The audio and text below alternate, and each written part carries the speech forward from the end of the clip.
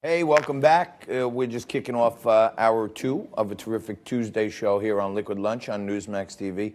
And when it's Terrific Tuesday, you bring in the most terrific radio host you know. Kevin McCollough joins us today in the leadoff spot here.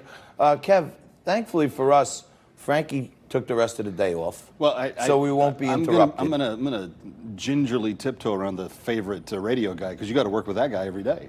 Well, I mean, he's more of a radio producer. In my view, he's.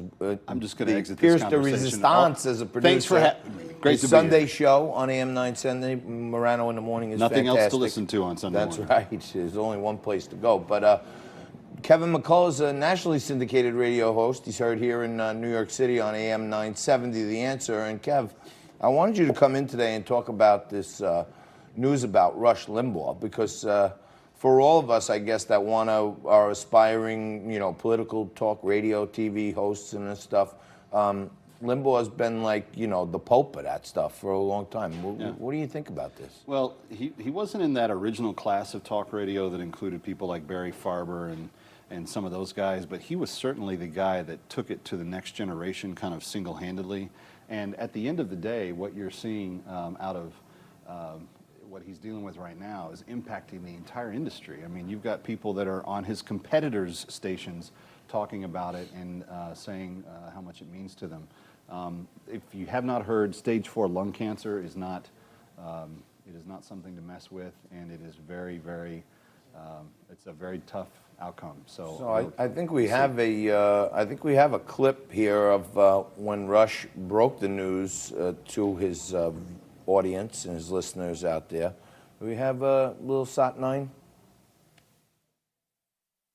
No, we don't have SOT 9. So I have to tell you something today that I wish I didn't have to tell you.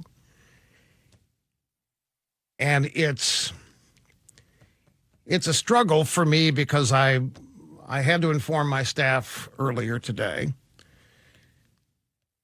I can't escape, even though people are telling me it's not the way to look at it. I can't help but feel that I'm letting everybody down with this. But the upshot is that I have been diagnosed with advanced lung cancer. Diagnosis confirmed by 2 medical institutions back on January 20th.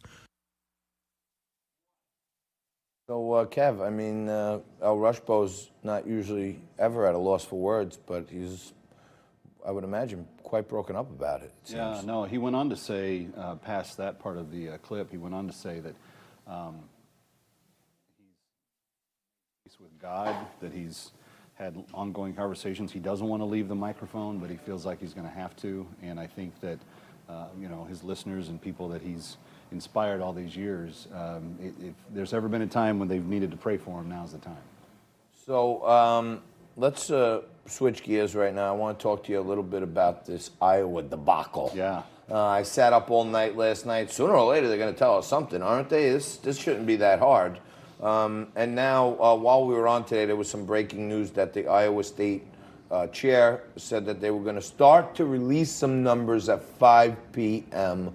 To me, this stinks like another Bernie rig job. No, and I think if you're Bernie Sanders, you probably feel that way too. I mean, what's very interesting about the numbers as they were not coming in last night is that when they changed the rules this year, there were a number of ways that they were going to take the count that also changed. And so this morning, the Bernie Sanders campaign had people in all of the precincts, and they went ahead and made counts of the different rounds and were keeping track of it as they went along. And Bernie's people released numbers this morning. Here's where it gets kind of dicey, John. If it's not malice towards Bernie and trying to help Joe Biden, I don't know what it is, because in the release of the numbers that other groups have put out, Daily Cost did a release of what they believe 2% of the total vote is, and a couple of others did some. It looks like Biden's going to finish 4th or 5th in Iowa. If he's finishing 4th or 5th in Iowa, he's done. There's nowhere else for Joe Biden to go. They commonly talk about 3 tickets out of Iowa. It looks like those 3 would be, in this order, Bernie Sanders, most likely Pete Buttigieg, and Elizabeth Warren. If there's a 4th, it's going to go to Klobuchar. But those are probably the top 4 coming out of Iowa. There's no room for Biden. So I had a friend and an associate who was down at one of these satellite caucuses. You know, they did them in other states for people that are traveling down in actually in West Palm, Florida. Right, Florida, Paris, France. And in Florida, in West Palm, supposedly there was about 65 people there. And out of the 65 people, there were only 2 Joe Bidens. What was really amazing was in so many of the precincts last night, the Biden group was the one that did not advance. Like they did not have enough. You needed minimum of 15% to get to the next round, and there were a lot of them that they were ineligible for. And these old timers, apparently, that were there for Joe Biden, once he didn't advance, they didn't even bother participating in the thing. And you know, they were saying they were just dispersing right away. They weren't even hanging around to participate anymore. So there's a lot to answer for. It's coming out today that Hillary Clinton's digital team were actually the ones that built the app that they're blaming all of this on. And so if you're talking about way to really drive Bernie crazy, make it cheating, make it hurting him, make it connected to Hillary Clinton in some way. Well, yeah, on that note, there's a report today out of the Los Angeles Times talking about the firm behind the app is this company called Shadow. And Shadow was founded to educate, inspire, register, and mobilize voters. Started out as a company called Groundbase. And the 2 developers, Gerard Namira and Krista Davis, worked for Clinton's campaign in 2016. So who would let Hillary Clinton's team, there's the headline from the Los Angeles Times, who would let Hillary Clinton's team handle the technology and voting for the Iowa caucuses? It stinks like a conspiracy theory, Kevin. I know that a lot of pressure is being put on the Iowa Democratic Party, but this is a black eye for all Democrats across the country today. And if these people are asking for your vote, imagine what they would do if they asked you to let them design health care for you. I can't even imagine if the Democrats can't even figure out how to count their votes in the Iowa caucus, which has been going on since the beginning of time. How the heck are they going to run this country? It's really... last thought, Kevin, our last minute here. State of the Union tonight. They made sure they had a little cloud hanging over the president's head for it, but I said it in my opening. He beat them on Kavanaugh. He beat them on Mueller. He beat them on impeachment.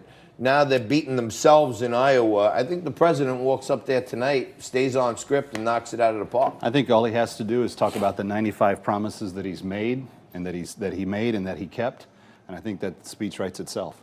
I think this is, to me, a grand opportunity for him to seize the moment, act presidential, not gloat, not kick him. And talk about the new things that he's going to do, the promises that are not yet kept. But that's right. when you've made 95 and kept 95 promises in your first term, you're pretty good. You did pretty good.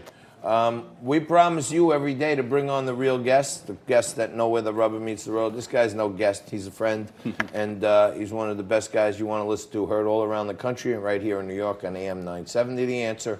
We're going to take a quick break right now. We're going to come back with Tisha Powell and Martavius Roberts to mix it up some more right after this.